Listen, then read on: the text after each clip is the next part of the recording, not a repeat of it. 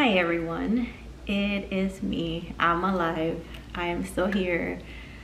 This feels so strange to be talking to a camera again because I haven't filmed in a very long time. It is very hard for me to make this video because it's something that I do not want to relive, but I feel the need to share my story with everyone because that's actually how I realized that my life was in danger. And I think if anybody else is experiencing a similar situation, this can be the wake-up call or the answer that somebody is looking for. But I am honestly like anxious right now because I was writing down a whole outline of like everything that I wanted to say and the timeline, and I didn't want to forget anything, and just writing it down made me realize that I went through so much last year. It's a lot. In 2023 I went through something pretty traumatic, which was feeling absolutely sick for a whole entire year. It's not that I am 100% now, but I feel much better. I look much better. I look like I have like some life in me now. It all started in our previous apartment. This is a new apartment that we moved into in the beginning of 2024. I linked like all the moving videos and stuff, but I didn't really go into detail about everything that happened. If this is the first time watching one of my videos, I live with my husband and I have a 1.5-year-old daughter, and we were living in a previous apartment here in New Jersey that wasn't even that old. I think the apartment was probably like 10 years old or something like that, which is not old compared to like a lot of buildings that have been around like for hundreds of years. We lived there for 3 years total and we never had any issues except for after my daughter was born. She was born last year, and we decided to take her to the Dominican Republic to visit my family and all of that when she was about 4 months old. We were there for about a month, and so during that time the apartment was completely locked, and when we came back I started to feel sick. So think about this, postpartum is already hard on a woman's body. So I was already like, I had gone through like all the hormonal changes and breastfeeding and like the postpartum blues and like all those things. And I remember telling my husband, like, I really don't want to have like postpartum depression. That's not something that anybody wants to experience. But that was already a concern. I just wanted to have a positive experience, and I tried my best to have one.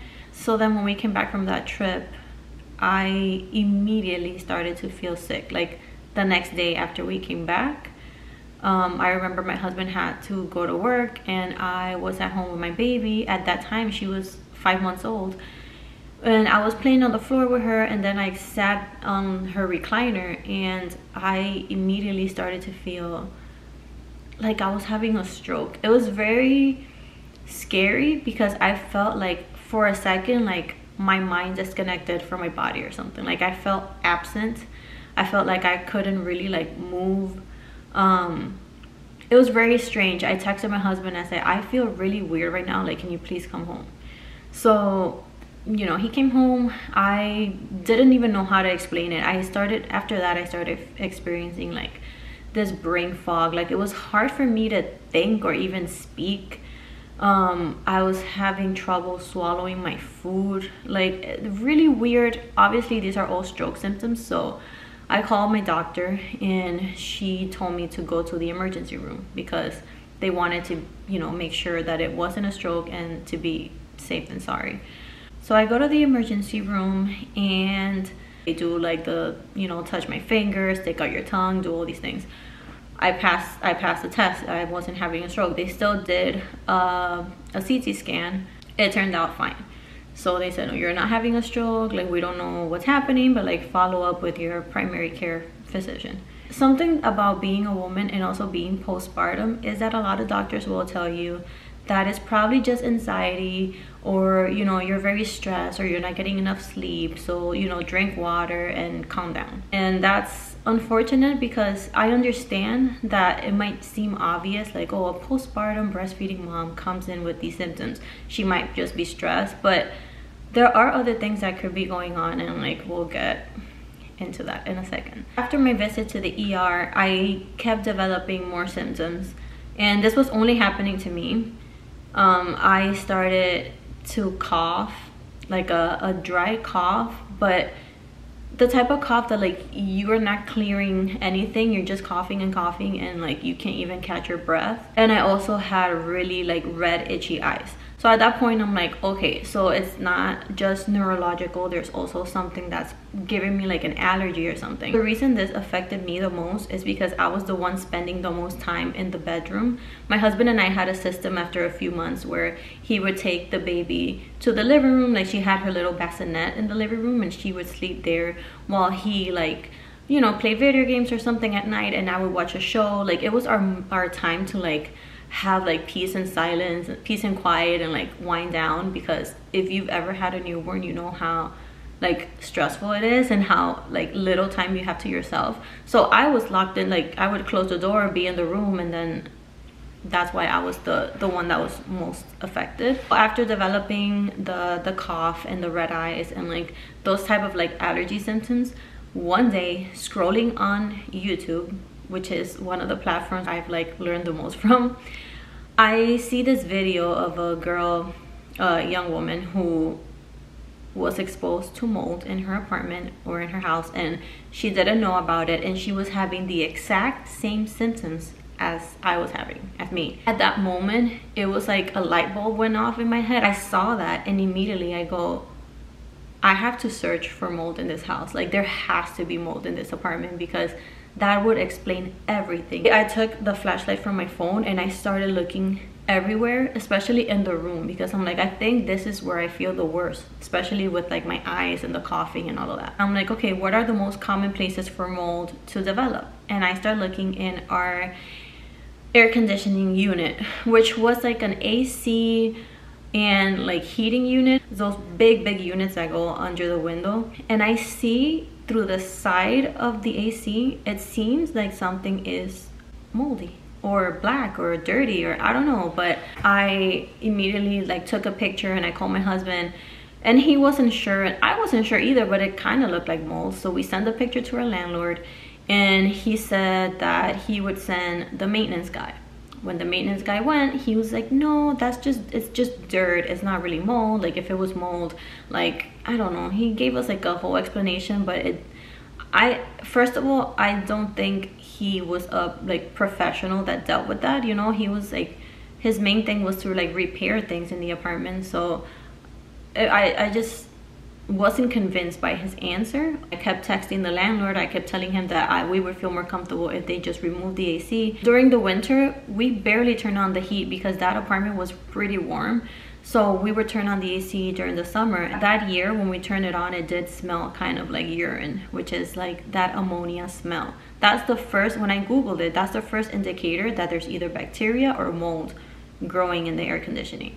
So I told the landlord that I don't even want to go into like what the legal repercussions could have been. I've had like responses from people like, you should sue, you should do this and that. I'm not gonna talk about like any of that or what happened or what didn't happen, because it still makes me very upset. A few months passed by while I was still texting him, still like pressuring him. He agreed to have the AC changed. I think that was the original AC that was put into that unit when they first built the building. So like it was probably there for like 10 years or something. So like we would always clean the filter, but I don't think they ever serviced the air conditioning and heating unit. I decided not to sleep in the room anymore. Neither of us were sleeping in the room. I wasn't getting like the coughing fits that I was getting before, but I was still feeling very sick. And something that really makes me like emotional about all of this is that these were the first months of my of me being a mom, and I feel like I was kind of like robbed of the experience of like enjoying that because I felt so sick. And my husband had to go to work. Like our arrangement was that he would work and provide for the family, and I would be a stay-at-home mom because I didn't want to send my baby to daycare yet. And like I was literally like, I was like crawling through the day. Like I had to like change her diaper, I would get dizzy, and like I would put her down and I had like a fast heart rate, and like I would, you know, make her food and then sit down and feel like I was dying. still stresses me out to think about it. As I was advised, I visited my primary care doctor. I explained everything to her. I think she was great because she actually listened. She was actually concerned. She said she's never had a case before of like somebody with toxic mold syndrome, but she indicated like all these tests for me to get done, like blood work tests. When I went to the lab, the man actually got like an ice pack and like certain things because he said like you might faint from the amount of blood that we're gonna take out. It was 11 vials of blood, like 11 of those little tubes. Thankfully I didn't faint. I feel like I just looked away, but it was a lot. And they tested me for every autoimmune disease. They tested me for cancer, pretty much for everything that could explain my symptoms except for mold exposure. And that is because my doctor did indicate that test in her prescription, but the lab said that they did not include that test in their lab. So just so you know, if you ever want to test for mycotoxins, which is the toxin caused by mold, you would have to do that in a private lab, and that test is around $400. Now, my reasoning back then was like, I could spend the $400 in a private lab, but I was already convinced that that's what I had. So I was like, what do I do with that information? Like, I just have to take action. With all the blood tests that I got done, there was one result that indicated that I had very high inflammation in my blood, or in my body. Somewhere in my body there was like a lot of inflammation, which now I am sure that it was from my lungs. I coughed so hard during that time that all like my rib area was hurting so bad. Like taking a breath hurt a lot. Obviously my primary care doctor referred me to a bunch of specialists, including a pulmonologist. But in this country, I'm in the United States, it takes about 3 months for a pulmonologist to be able to see you. I remember saying to the receptionist, like, so in 3 months somebody could die. Like, what am I supposed to do in the meantime? And they just told me, well, if you feel really sick, you can go to the emergency room. It was like a vicious cycle. And honestly, the healthcare system in this country is absolute crap, and I'm gonna say it in this video. And if you're a healthcare provider, I know it's not your fault. My doctor was super sweet. Every doctor I saw, not every doctor, a lot of the doctors I saw were really nice. Some were just like invalidating experts, but I know it's not their fault. It's the system, and that's how things work here, and it sucks. And I don't know how we can fix that, but that's one big part of why my issue was prolonged for a whole entire year. Something else that my primary care doctor sent me to do was a MRI of my brain and a CT scan of my chest, because I was having both neurological issues and also like respiratory issues. So the MRI of the brain was super scary to do. Like, I've never had an MRI before, and as somebody who, like, I didn't think I was claustrophobic, but like that was just not a fun experience, but I still did it, and everything seemed fine with my brain. And then the the CT scan of my chest came back fine. That's another thing, like, about when you get a test done here in this country, is that you don't get to really see it. Like, you see on your portal like what the doctor wrote about your result, but you don't have like access to it. So it just said that it was fine, that nothing seemed abnormal, which seemed very strange to me because I felt like all the inflammation here, and like it hurt to breathe. So I'm like, how can you not see anything in there? I have no idea. Finally, a few months after texting my landlord frequently and arguing about the reason of my illness and all of that, he decides to change the AC. Finally, I'm like, okay, this might be the end of everything that I'm going through. They're finally gonna change the AC. It was absolutely disgusting on the inside. That cannot be good for anybody to be breathing that in. And before you say that, oh, it was our responsibility to clean it, we cleaned the filter constantly. But this is not the filter. This is the part that obviously I can't reach. It was completely inside the unit, and this is something that landlords need to service frequently. I don't know if it's every year, every few years, every 6 months, but that was not clean ever. After they installed the new AC, I still felt hesitant to go back into the room and like actually sleep in the room because those mold spores attached to everything. My husband tried cleaning the room, like he vacuumed everything, he wiped everything down. We opened the windows, we had an air, like a Dyson air filter in there.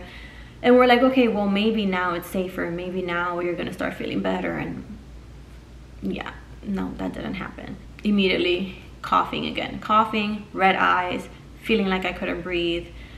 There were days my husband would go to work because, like, what choice did he have? You know, like, it's not like he could just quit his job and stay at home with me. So like, he had to go to work, and I could not breathe properly. I felt like I had asthma.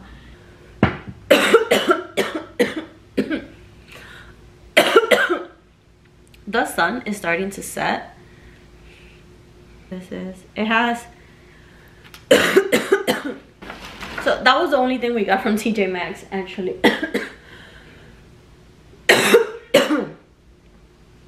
I would wear my Apple Watch all the time and see that my heart rate was like 150, 160 by just like doing dishes. You know,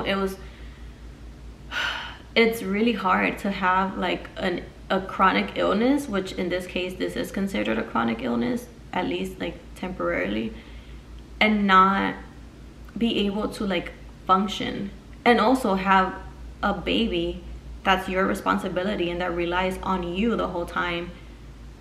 It's just like emotionally draining to feel like that. One day I had a very scary episode in which I was at home, I was sitting down, I ate, and when I got up, my heart rate went so fast that I thought I was having a heart attack.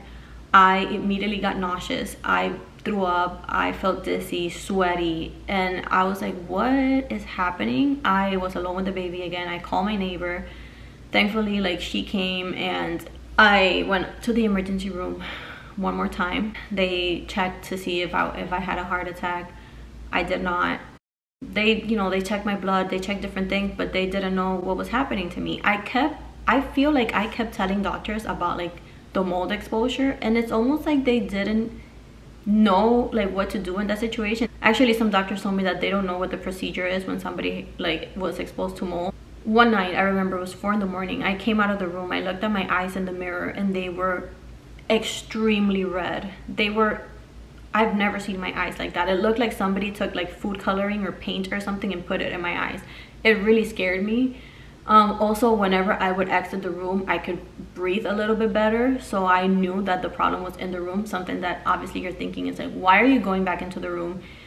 And like I said, once they changed the AC, I thought I was safe. But what I haven't mentioned is that that room had carpet. Imagine like all the mold spores that carpet probably had. And it's also the fact that like I wasn't like 100% sure that that's what it was, you know? Like, I feel like if you're gaslighted enough by doctors and family members and friends and everybody just being like, oh, you're fine, like it's probably just stress, or you're probably, maybe it's like, you know, different options. I know nobody did this like with bad intentions, but I started questioning it myself, you know? I didn't have like proof that that's what it was, so I don't even know. So then that night, I remember I started crying. I felt like this sense of desperation of like, I cannot continue to feel like this. I cannot live like this. I can't function. I am young and I feel like I'm dying. I told my husband, like, please get me out of here. Like, I cannot continue to live here. I was scared for my daughter as well. And I was just like, we need to move. Like, we need to get out of here. Like, I'm gonna book a flight and go like to my family in DR, or like do whatever, but like I cannot continue living here. And that's when we decided that we had to move. During that time, we went back to all sleeping in the living room because obviously the room wasn't safe. And then we started searching for apartments. Now, this is around the holidays at this point, and looking for an apartment in northern New Jersey during the holidays was very hard. Everything was super expensive, and whenever you would apply to an apartment, like, it would go right away, and it was just very hard. But I was determined to just get out of that place. We thought about going to a hotel in the meantime, but like, I think we just had the mentality of like, we're gonna find something soon and we're gonna move soon. Some of those nights that I was sleeping in the living room, I was still breastfeeding, by the way. I was feeling like absolute garbage, and I was still breastfeeding because it was important to me to like breastfeed my baby. And like, I didn't want that to be the reason why I stopped breastfeeding, because that would make me really upset, you know? Like, I wanted to push through. I remember like some of those nights, like right before we moved, I was really scared to go to sleep, because whenever I would start drifting into sleep, I felt like my heart rate was decreasing so much at night. maybe because I wasn't like breathing properly. I checked on my Apple Watch one time and my heart rate was like 40 something, which is very low for me. I don't know if maybe some athletes and stuff is normal, but for me 40 something is very low. And some nights I just felt like my heart was doing like dum, dum. And I felt like I was like going away, like I was dying. And this is not an exaggeration, and I know I have a smile on my face because this is something very like serious and like dark to be talking about, but I really think I was dying. And there's something that a lot of people in my life don't understand. It's I know I've mentioned already, like I've mentioned this before, and I know that it's not like anybody's responsibility to like to know how I was feeling, because it was so hard to understand if you were not going through it yourself. But it's a very like isolating feeling to know like that you're feeling extremely sick and that nobody knows like the level of sickness that you're dealing with, because you are powering through, because they see you, you know, doing everything and throughout the day, taking care of your baby and doing dishes and making meals. And but I was just, I don't know where I got the strength from, but I was not okay. We finally got a new apartment. It was very expensive. This is our new apartment.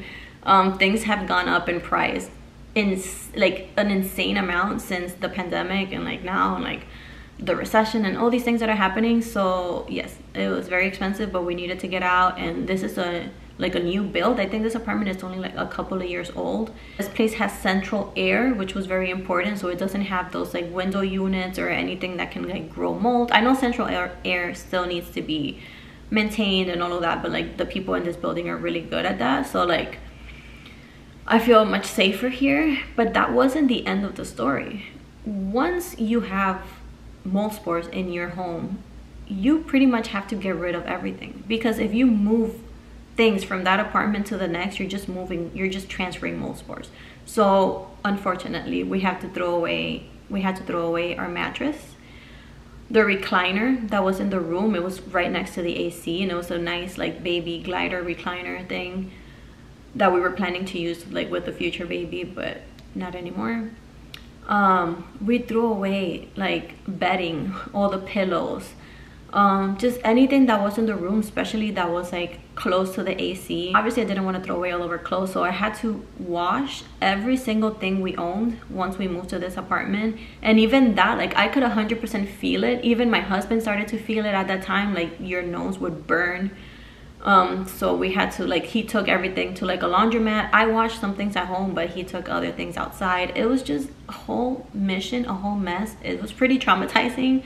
After that, one thing that we didn't throw away was our headboard and like our bed frame thing, because we like sprayed it with this like special mold spray that I bought on Amazon, and we vacuumed it. We thought it was fine, but those first 3 months that we lived in this apartment, I was still having like random reactions from things that then we were like, throw that away, like, oh no, we can't keep this. And the bed frame was one of them, unfortunately. I used to love that bed. We had to just take it apart and put it in the dumpster, because once we did that, I started to feel better. I started to breathe better. One thing that was happening, and it is kind of still happening, but it's much better now, is that whenever I would lay on my back, I would feel my lung going like I felt that rumble in my lung. You can still hear that I'm a little bit out of breath. I'm still recovering. During that time, there was another ER visit, because one day I was having like really painful heart palpitations. I think because of my lungs being like affected and still inflamed, my heart was kind of like compensating for that. I was really out of breath. So I went to the ER, same thing. They checked me again for a heart attack. They checked me for all these things, and then they referred me to a cardiologist.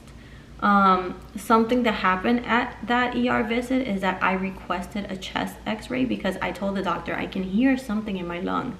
I can 100% feel it. They did an x-ray and they said that they didn't see anything. The doctor told me, I hear what you're talking about, like I hear it, but we don't see anything on the x-ray. So again, good luck, like deal with that, I guess. I don't know. So went to the cardiologist. He suggested a heart monitor because I was having really weird symptoms. I put on the heart monitor. I had to wear that for 10 days. The results came back as like not necessarily normal, but he didn't see like anything like super concerning. I was having though like tachycardia sometimes. I was having like episodes where my heart was contracting like before it should and all of that stuff. I did so much Googling, which is obviously something that you don't want to do if you don't want to make yourself paranoid, but all my symptoms made sense to me. And like with the mold exposure, I just didn't know how to proceed. I know there's like natural doctors that would have like some treatment and whatever, and I really didn't do any of that. But yeah, at that point in time in the new apartment, I was having vertigo. It started in the old apartment, but it was still happening here. I guess all part of the same experience. I saw a neurologist. I made the appointment in December and my appointment was in March, so it took me 3 months to see her. She referred me to physical therapy for the vertigo, so like for like vestibular physical therapy and all of that. Because I was still feeling sick, I decided to book a flight and go to the Dominican Republic. I have a lot of doctors that are like family members over there, and I also had an issue with my insurance here, and that was a whole different story. So I was like, you know what, enough. Like, I've been sick for a whole year. I had several mental breakdowns during that time. I stopped posting on Instagram and social media because I didn't have like the energy. Neither was I going anywhere. I didn't nourish friendships with people because I was just like secluded in my home, feeling like crap, trying to take care of my baby.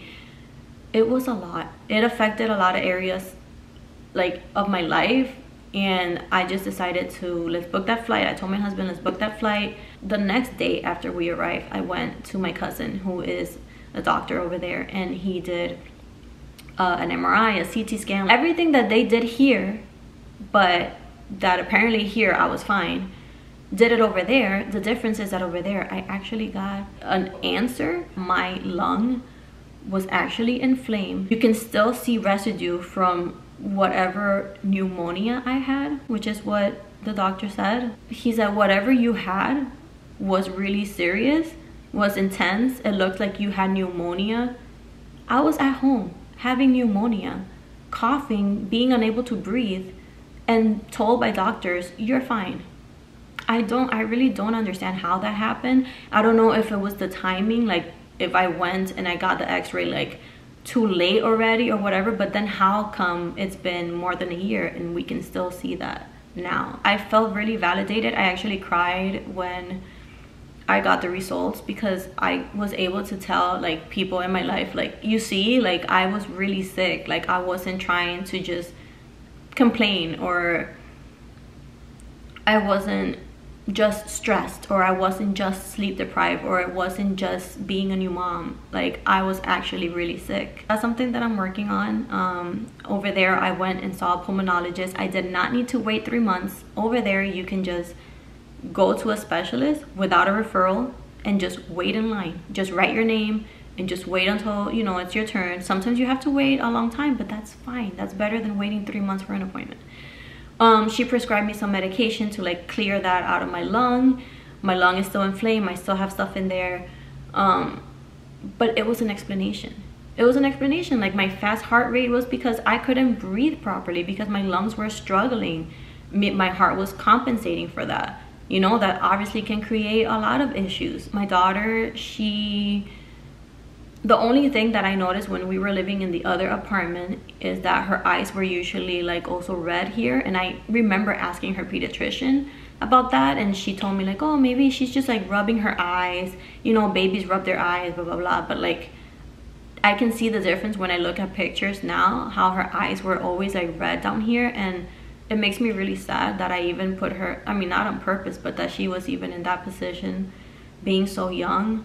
Obviously we have to check for like asthma in the future or anything like that, but so far she seems fine. She does have certain food allergies, and her allergist said that in some cases she's seen babies that have been exposed to mold and like have food, like develop food allergies after. So like I really don't want to think that that's the reason why. I know this was a very long story, but if you're having any of these symptoms, make sure you advocate for yourself. I'm not saying that it is necessarily that, but whatever it is, if you're being like if you're being gaslit by any doctor, especially if you're a woman, because this is not my first time being misdiagnosed or not being heard in this country. I also had an experience with, like, I had an ovarian cyst and I was told all the time that it was just normal menstrual pain. And in reality, when I went to Dominican Republic, I saw my gynecologist there and he put me on a treatment, and that's one of the reasons I have my daughter right now. A lot of people think that like this is the US and this is the place where all the technology and all the answers, but sometimes that's not the case. Like sometimes other countries have a better system. I don't know, like this is not meant to be controversial, but that was my experience. I am still like grieving that whole year that I kind of lost. I have like really poor memory about like things that happened last year because I was so like focused on surviving. I actually took pictures back then because I wanted to remember how sick I looked. My face was very swollen. I had like very dark circles under my eyes. My skin was very pale and like grayish. I had bad acne. I just look very different now. I feel like I look like I have some life in me now. That's something like some people have told me that, like people that saw me back then. Make sure you do your own research and then go to your doctor and be like, oh, I think it might be this or that, or can we check for this? But I do want to come back to YouTube. I just started working out again. I started like trying to live life again. I'm on medication for my lungs, so like I feel like I'm making progress, but I'm not 100% yet. This might be a slightly different angle because I just finished this video, but I just remember something that I didn't want to forget to say. We didn't just move out of the apartment and thought like, oh well, the next people that live there are gonna deal with that. We were very adamant to the landlord that like that was the reason we were moving out, and it was because of mold. We told him, you know, that they should definitely remove the carpet and you know, do the whole cleaning and like everything that needs to happen. I don't know if they're gonna do it, but what we did do was tell our neighbors. All of our neighbors knew, at least like the ones that we were friends with. We told them about what happened, and we said, if you see any people moving in, make sure you tell them. Like at least that way those people are warned. I didn't want to end this video with like, oh well, they moved away and they left the problem to somebody else. If you enjoyed this video, not that it was like joyful, but like if you found it helpful, please hit the like button and the subscribe button, and I will see you in my next video, hopefully soon. Bye guys.